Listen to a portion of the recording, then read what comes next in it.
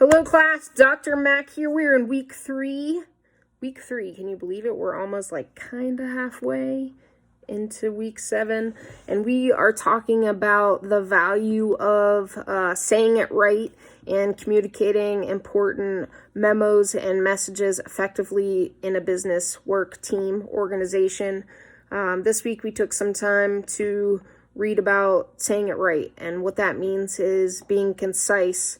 Looking at items such as how you're organizing your paragraphs, to how you're addressing the person that you're sending a letter to the salutations, to the contact information on the memo, to being creative, to watching our tone, to grammar and mechanics, to capitalization, to the spelling of someone's name.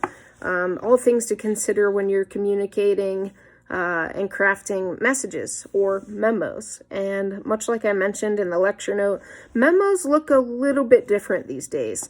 It's not in the old times of memos where, we're dropping off a yellow memo that says memo at the top on your desk, especially in the times of the pandemic. Most work these days is virtual, and so memos look a little bit differently. They are emails, they are videos, they are attachments. I think about some of the memos I've seen lately in my workplaces, and they've been edited videos to inform the organization or university about next steps, what's going on, their stances on issues. And in those memos, it's always important to address the items that we talked about this week. Being clear and concise,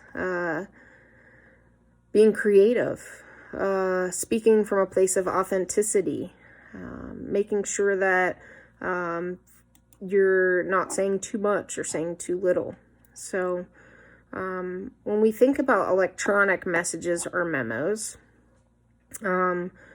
we need to think about the fact that 80% of social media time is spent on a mobile device. So not on a computer, but on a mobile device.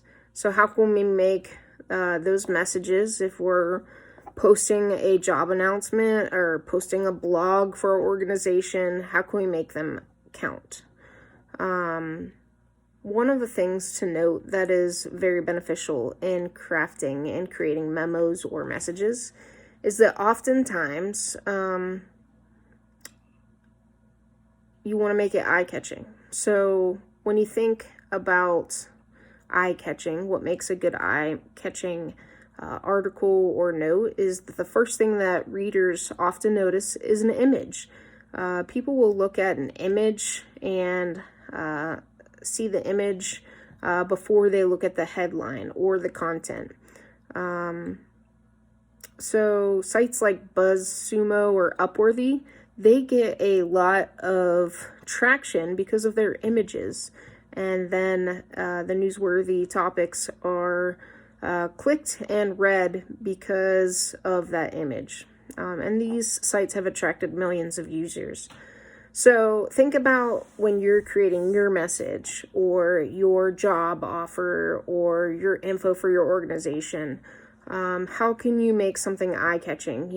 Is it going to be being extra specific, conveying a sense of urgency? Is it going to be using numbers? Are you going to use visuals?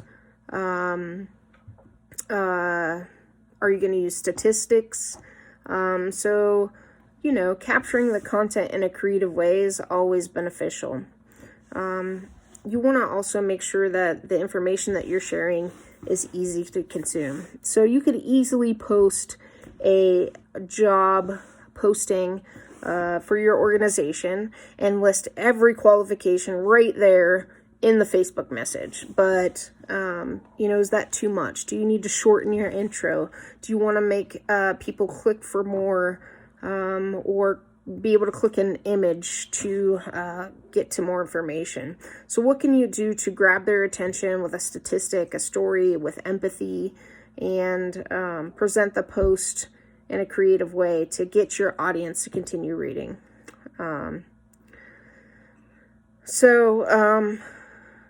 Also, you want to make sure that you're keeping some items short. So Stephen King once said that paragraphs are almost always as important for their look as for what they say.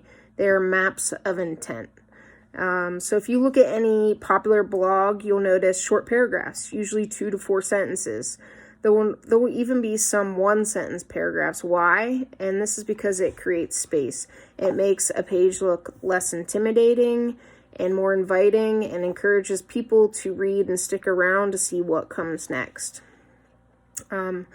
Avoid the passive voice is something like that's important in communicating messages. So for example, we'll give a few sentences. The book was bought by zombies yesterday. That's a passive voice. He bought by zombies a book today. That's an active voice.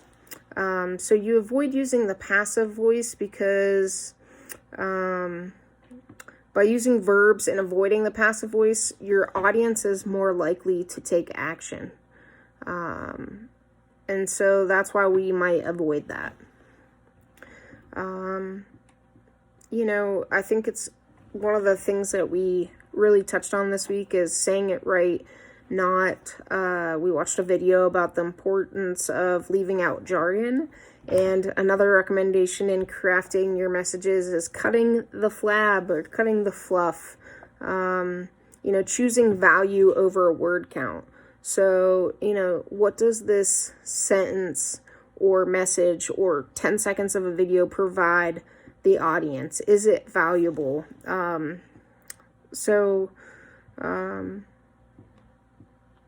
For example, Apple uses a lot of shorter sentences that are not only easier to understand, but also give the text a rhythm. You can look up articles on the iPhone 7 and see how their verbiage is with those simple sentences. Another point of the message is if you're trying to appeal to an audience for your message, so say it's not a job offer, or say you're looking to fundraise and you're sending out a tweet to your followers, is making the message emotional. So trying to engage the audience by using words that evoke feelings. Some words just evoke feelings that we don't like. Some words provide a framework that touch people in an emotional, empathetic way. I think of the word moist. A lot of people hate that word. They literally hate that word. So a lot of people avoid using that word when it comes to descriptives. I'm sure there are other words that are just as similar.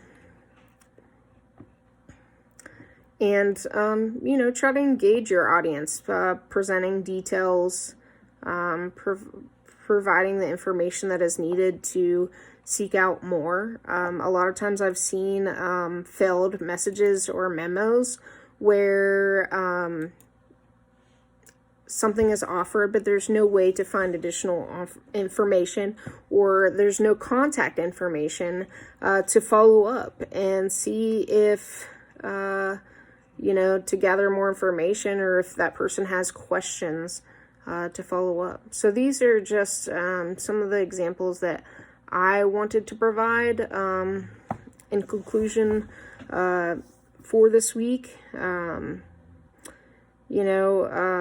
Think about when you're doing your post this week or writing your paper about the value in the message that you're creating and what it is portraying to your audience in the world. Make sure that you're double checking for spelling and grammar.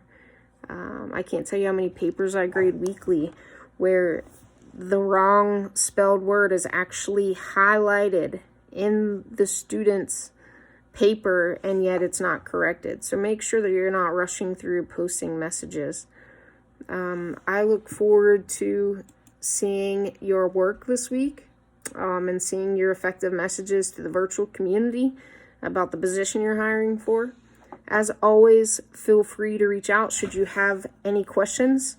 All of your work should be graded, I'd say, by Wednesday, so make sure that you are continuing to take what you're learning, take the feedback I offer you, and posting it within your new assignment and using it to improve and progress. So take care and have a good week.